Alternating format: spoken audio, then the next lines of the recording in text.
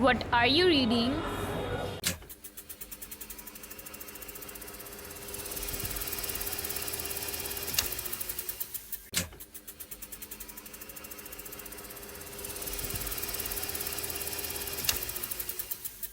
That's why I ask you to stand against the war, starting from March 24th, exactly 1 month after the Russian invasion. In the echoes of the sirens over Kiev, we hear the fragile breaking of a global promise that was meant to keep us all safe. The theory of rule utilitarianism does not look at the utility of a single bomb or a single battle. It also looks at the universal rules that, if consistently followed, would produce the greatest good for the greatest number of people on earth. When we see the headlines of a full-scale invasion, rule utilitarianism asks a fundamental question. What would happen to global utility if the rule of unprovoked invasion was accepted by all? The answer is a world of perpetual chaos and total economic collapse. By breaking the rule of national sovereignty, the invasion creates a disutility that extends far beyond the borders of Ukraine. It threatens the safety of every nation. A rule that allows might to make right is fundamentally immoral because it can never result in a net gain for humanity. As reports highlight how this conflict galvanizes extremists and shocks the global conscience, we see the systematic cost of rule breaking. If the international community allows these rules to be discarded, the long-term consequence is the loss of the purity of peace everywhere. Rule utilitarianism suggests that the highest utility is found in the maintenance of a predictable, law-abiding world order. To abandon these rules is to sacrifice the security of the greatest number for the short-term gains of the few. Ultimately, the war in Ukraine is a test of our commitment to a shared moral code. If we believe that the greatest good comes from the rules we keep, then we must recognize that silence is not just a policy failure, it is a moral betrayal of the rules that protect our shared future.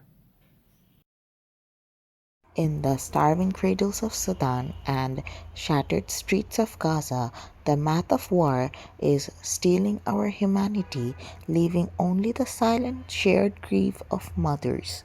Under Act Utilitarianism, the decision to engage in civil war must be weighed against its consequences.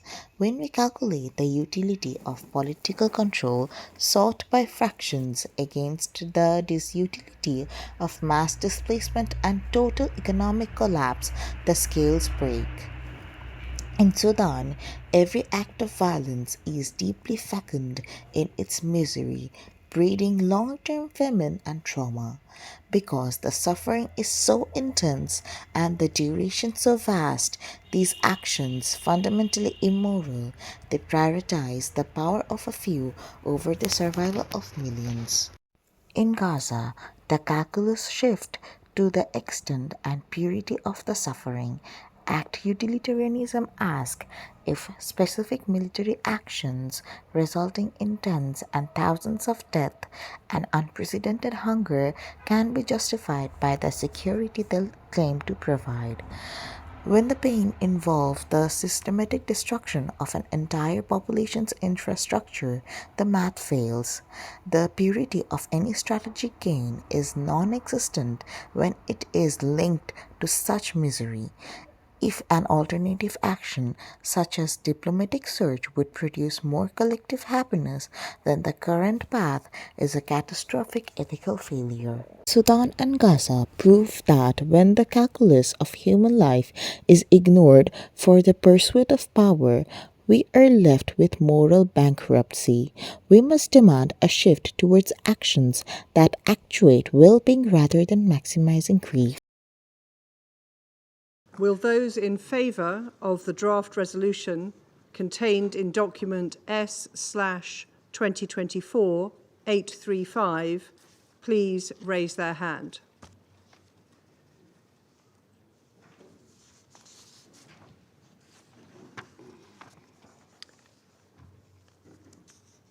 Those against?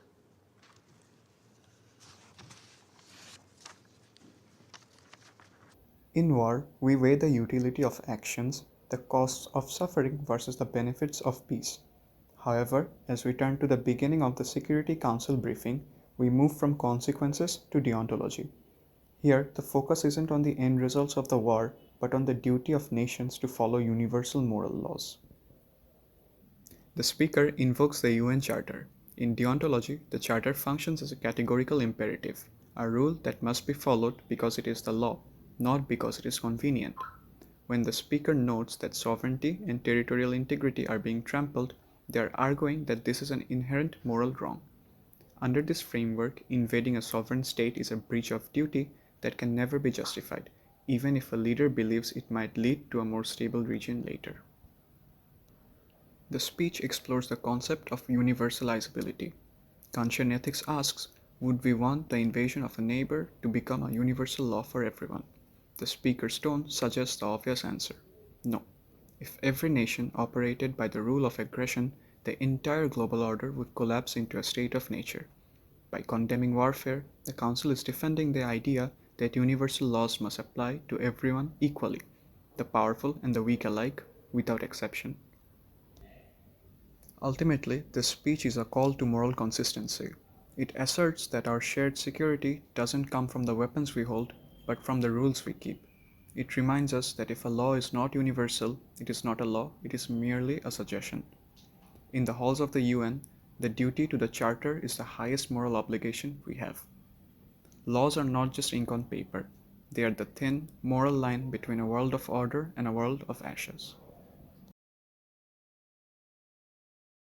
Human rights also apply in times of conflict, and international humanitarian law must be respected. This is why, together with the core group, we have called for this special session.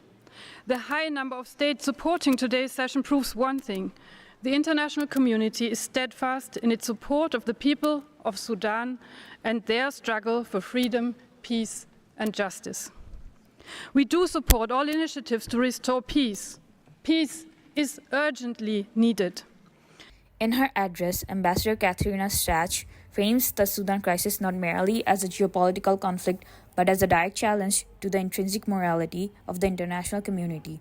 When she states that the Human Rights Council cannot stay silent, she is invoking a deontological imperative, the idea that certain actions, or in this case the defense of rights, are inherently required regardless of the political cost or complexity. Stash argues that respect for human rights is a prerequisite for lasting, stable peace.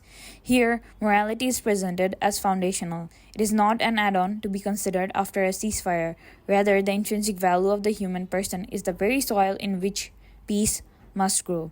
By centering the speech on the wanton violence and trampling of international law, she identifies these acts as moral stains that render any political arrangement illegitimate if they are ignored. This act of witnessing is a moral recognition of the victim's intrinsic dignity. It asserts that ever in Khartoum or Darfur has a value that must be recorded. It's an exploration of morality that refuses to let human suffering be reduced to a statistic. Ultimately, Stash's speech suggests that Council's relevance is tied to its moral consistency. If rights are intrinsic, they're non-negotiable. Her message is clear. Our shared humanity dictates that we act, because the alternative silence is a betrayal of the moral code that binds the global community together. Hello, Sami. Hi. So, since you're from law department, I wanted to ask you a question. From a deontological perspective, are there moral actions in war that must never be violated, even if breaking them could save lives? Thank you, Ranada. For from the deontological perspective, wrong is always wrong. Such actions like killing civilians or torturing the prisoners is always wrong. Even in the world, no matter what the circumstance or situation it is. Because in the deontological perspective, wrong actions never justified, and that actions are always wrong, even during the war, even if it will sink for so many lives. Thank you so much. Okay, Sami, for the next question, how does abiding orders in war relate to moral duty and universal laws of deontology? First of all, in terminology, moral order has to be followed first. And if a soldier, before taking any actions by a soldier, he must follow the moral order, not the immoral one. He cannot kill someone or approach someone because the order is totally immoral, and which led to the death of a prisoner or a person or no some people as this. So first of all, you must follow the moral duties and moral laws. Then the immoral laws is that you get because no laws is beyond then the authority.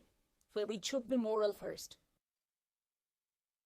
All right. So, since you're a student from law background, I'd like to ask you, how does war and war crimes relate to intrinsic morality? As we know, intrinsic morality refers to the idea that an action is morally right or wrong in itself, regardless of rules, outcomes, or social barriers. Now, wars can be justified either through self defense or through protection of sovereignty. There are many reasons that war can be justified. Now, uh, we coming from that, war crimes are inherently wrong because it cannot be justified, regardless of military advantages or uh, victory or defeat. Because war crimes are banned mainly because they are horrifying actions that is condemned by everyone. Hi, Ravi. Hope you are well. So I would like to ask you one thing, which is how does Geneva Convention relate to war and universal law? Geneva Convention relate to war by humanizing it. By imposing legal and moral limitations on violence, they affirm the fact that even in war, human dignity is to be maintained. The Geneva Conventions maintain protection for uh, sick and wounded individuals. They protect prisoners of wars. They protect civilians from war zones, and they protect hospital workers and aid workers. Thank you, Ravi. It was really nice talking to you.